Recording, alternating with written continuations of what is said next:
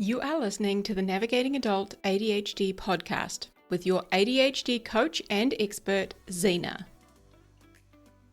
Hello, my beautiful, sparkly-brained friend. I am so happy to be here with you today because I gotta tell you, I have had a few days, maybe a couple of weeks now, where I've been a bit sick. So I might sound a little bit nasally and stuffed up. But fortunately, I had some podcast episodes ready to go because I wasn't up to recording. And I missed you.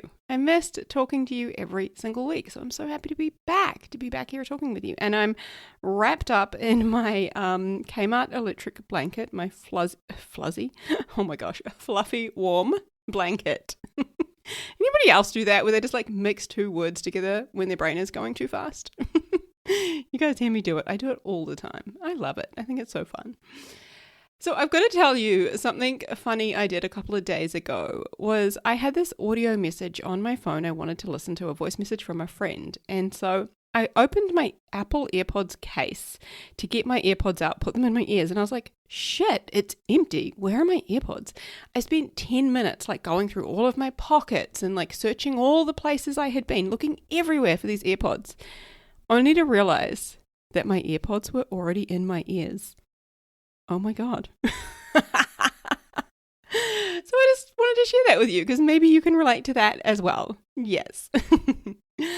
I have got some very exciting news before we dive into 10 ways that ADHD might show up in your relationships. I wanted to let you know that I am now putting together a podcast cheat sheet for every single episode. Okay?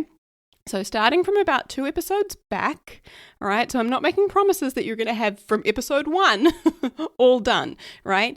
But as you are listening from here on, every single week, I am putting together an episode cheat sheet. So that will have, for example, today it's 10 ways that ADHD will show up in your relationships. It'll have all of those 10 things outlined with a little brief kind of description of each of them or any of the key points that have been mentioned, any links that have been mentioned, any resources I recommend, anything like that. That way you don't even have to worry about taking notes. Because I don't know about you, but sometimes I'm listening to podcasts and I have to pause it and try and talk into my phone if I'm driving to capture what I wanted to write down, or I pause it and think, I'll go back and listen to that later and write it down, and then I forget. Oh my gosh. So now you can have a cheat sheet every single week. All right. So you can head to navigatingadultadhd.com/cheat sheet. And I will put the link right here in the show notes where you're listening. All right. Totally free. You pop your name, your email in, and I will send you the cheat sheet, and I will send you the link. You just need to bookmark it. And every week I will add a new link into that library so that you have the notes. Because so many of you have said that you love it when I recap the episode, and that is so helpful. And I thought, well, why not put that into a little PDF, a 1-page PDF that you can get every single week, and you can just, print it out if you want, scribble all over it, whatever. Right? You've got that. Done. All right. So head over to navigatingadultadhd.com/cheat sheet and you can get a free episode recap every single week. How cool is that? I love it. So today we're talking about relationships, and specifically 10 ways that ADHD might show up in your relationships. And when we're talking about relationships are really all about connection. Right? The connection that we feel and create with another human being, okay?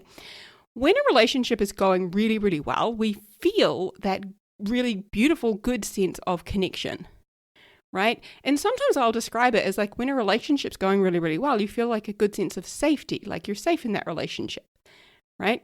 Emotional safety. When a relationship is not going well, what happens? We feel a sense of disconnection. Right? And perhaps we feel less safe, more kind of on unshaky, unsteady ground with that person or in that relationship, right? So connection is something that actually takes intention, right? In order to create connection with somebody, we have to be intentional about it. And that is something that our ADHD brains have difficulty with, okay? So we know that one of the executive functions our ADHD brains struggle with is prioritizing, right? Putting things in order of most important to least important. Now, that brings me to number 1, right? the first way that ADHD might be showing up in your relationship is with not prioritizing the most important people in your life. Okay? Instead, like giving more time, effort, energy, attention to the least important people. For example, you go to the supermarket, you're getting your groceries, and you spend like ages chatting to the checkout operator because you can tell that they're really upset. So you get into their life and you're chatting with them and giving them advice, and then you're exchanging phone numbers and you're texting them, and like you're really invested, right? And you completely ignore the text message from your best friend that's been sitting on unread for like a week now, right? That's kind of what I mean here. Right? So again, we know ADHD brains, we often struggle to prioritize relationships. So one of the ways that I like to think about this is when we talk about prioritizing, we're talking about like putting most important thing at the top and the least important thing at the bottom, right? Like making a list from top to bottom. Whereas for ADHD brains, often what we see is everything is next to each other, right? So it's like horizontally. So everything is like quite literally lined up next to each other. There is no top to bottom. Right? So there's no kind of order. It's really hard to see what stands out. So what that could mean is that we do give our best energy, our best attention, right, to somebody that we'll never see again, right? Like our seatmate on an airplane, the checkout operator, right? And then we completely ignore that best friend, our closest people that we love and care about the most. We might, ignore them or not give them as much time, effort, and energy as we would like. So that's number one. Number two is getting bored. Okay, I see this one a lot. So perhaps it's that you get bored with the same person, right? And unfortunately, this is why sometimes there can be infidelity in some romantic relationships, especially because, when we get bored, right, and we're not getting the dopamine and the stimulation that we want, we look elsewhere for that. Okay. But it could be that you get bored just being with the same person, doing the same activities. I still remember I had not long been with my partner, and we were sitting in bed one night, and we were both just sitting in bed reading a book. It's like, I don't know, late at night, and we're reading a book about to go to sleep. And he says to me, he's like, "What's wrong?" And I was like, "This is just so boring. This is just not what I thought our life would be like." And it was because there was just, to me, I was like, this is what old people do. What? This is so boring. And now I understand that my brain was just craving the dopamine and so much of the newness that we'd initially had in our relationship when, you're in the honeymoon stages and everything's exciting and fun and there's so much dopamine coming, right? Sometimes one of the problems we face is when we get bored. And again, one of the ways that we might get bored in a relationship is in the bedroom. Okay. Number three, another way that ADHD shows up in relationships, and you're probably not going to be surprised about this one, and that is RSD, rejection sensitivity dysphoria.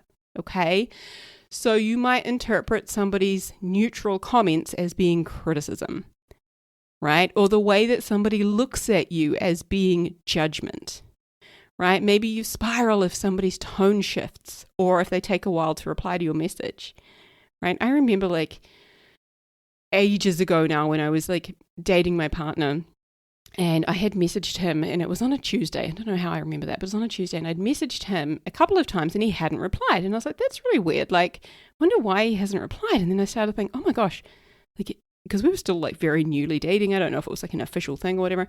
And I was like, wow, what if he's met someone? Oh my God, right? Like, and I started to like create this scenario in my head where I started to experience like a lot of rejection and like, panic and all of this sort of thing. And it just turned out that his dog had died that day, right? Oh my God. It was like such a sad and awful day, and it had nothing to do with the scenario my brain was making up, right? But our brains often do that, right? Like they look for reasons to experience feeling this rejection, this criticism, right? This horrible feeling. It's like we're constantly scanning for the signs that somebody might be upset with us, even when they're not. Okay, so that is a big thing that can happen in our relationships, is like that whole RSD. Okay.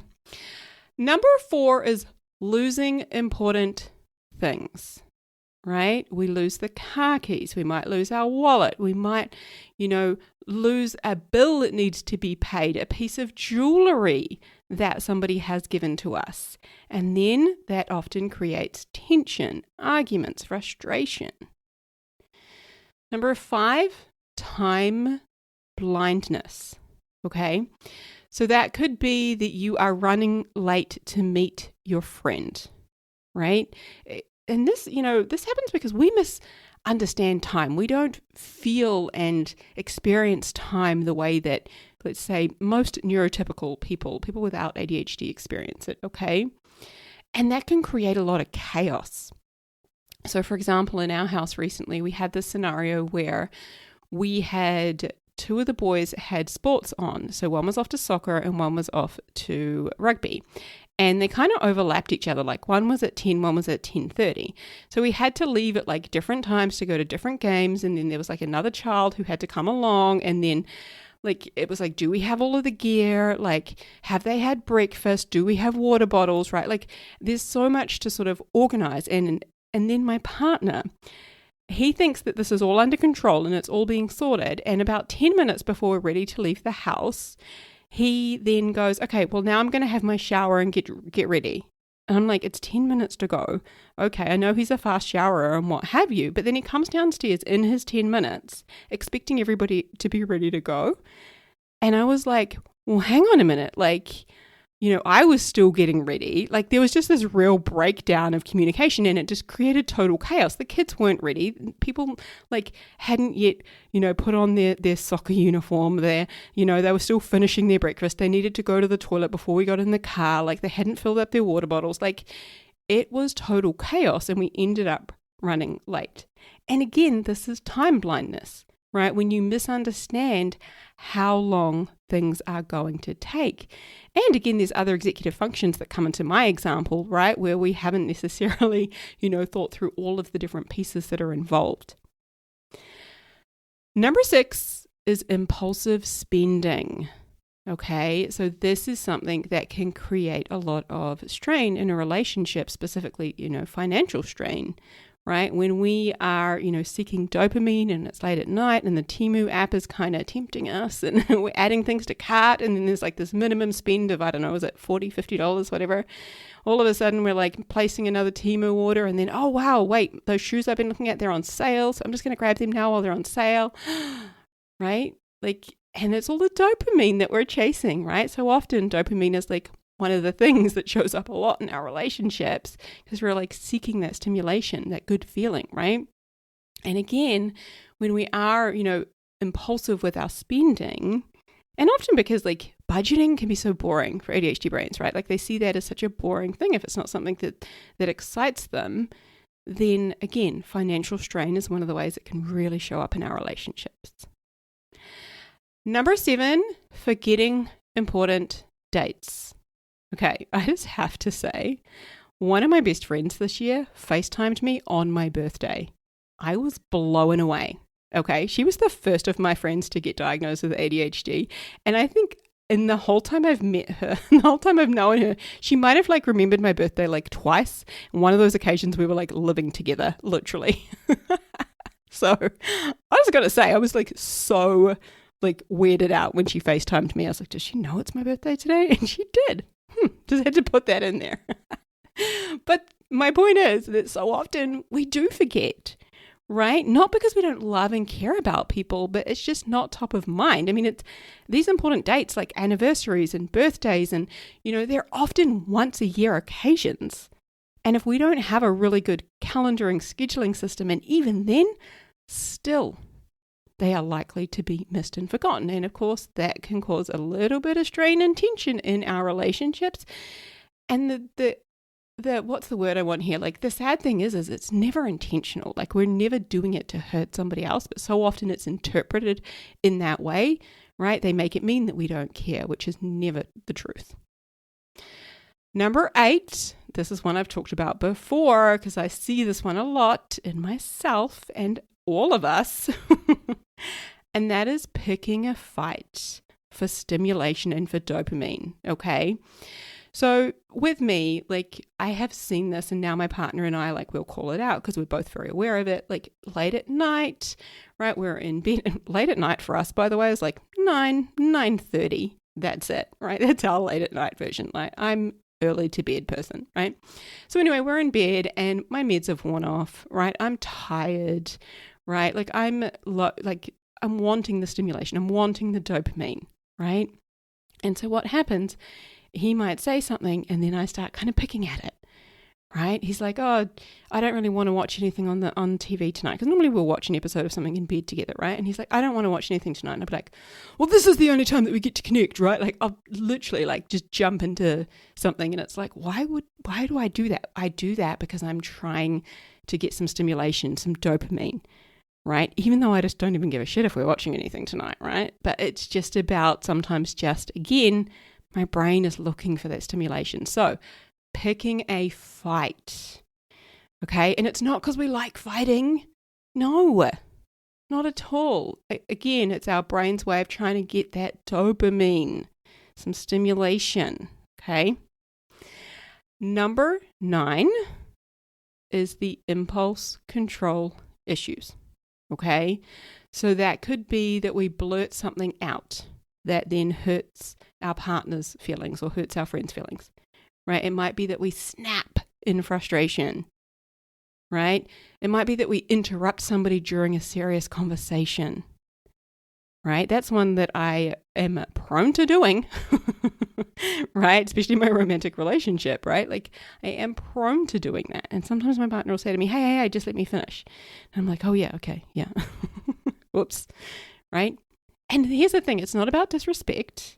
It's just because our ADHD brains, they're going so fast, and often our brains will react before we hit the pause button to reflect.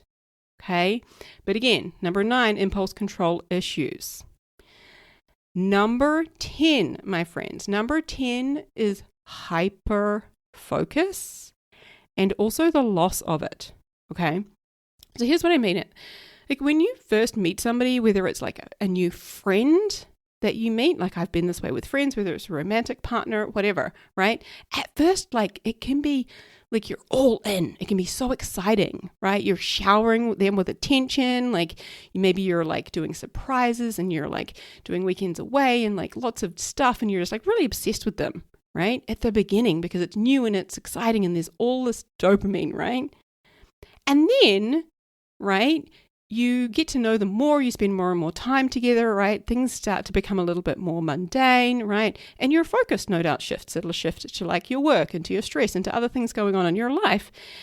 And what this can mean in a relationship setting when that kind of shift happens is that person in our life, the friend, the partner, whoever, they might feel a little neglected or confused, right? Not realizing that our attention has shifted, not our feelings. Okay, so again, I want to say that last bit, that often with this hyper focus where we're like all in the beginning and we are like hyper fixated on a person, which is so common for us, like very exciting, very new, all the dopamine, right? But then of course what's going to happen is our attention is going to shift to something else that's pressing, whether it be like a stressful situation or something else that's exciting, whatever, right? And that person might interpret that as they are being neglected, right? Or they might feel confused, maybe think they've done something wrong, not realizing that our attention has shifted, not our feelings, right? It doesn't mean that we don't love them, don't care about them, but the amount of time and attention we've been giving them has definitely changed, right? So my friends, that is 10 ways that ADHD can show up in your relationships. Now remember, you can get a 1-page PDF summary of this episode and every other episode going forward from here on, 100% for free. You just need to head over to navigatingadultadhd.com/cheat sheet. Okay? We'll drop the link in the show notes. Huge, huge love, my friend. Take care of yourself. All right? Take care of you. Have your own back. And I can't wait to speak to you soon. Hey friend, if you want some more help navigating and thriving with ADHD and some help applying everything that you're learning here on the podcast, then head over to our website, navigatingadultadhd.com.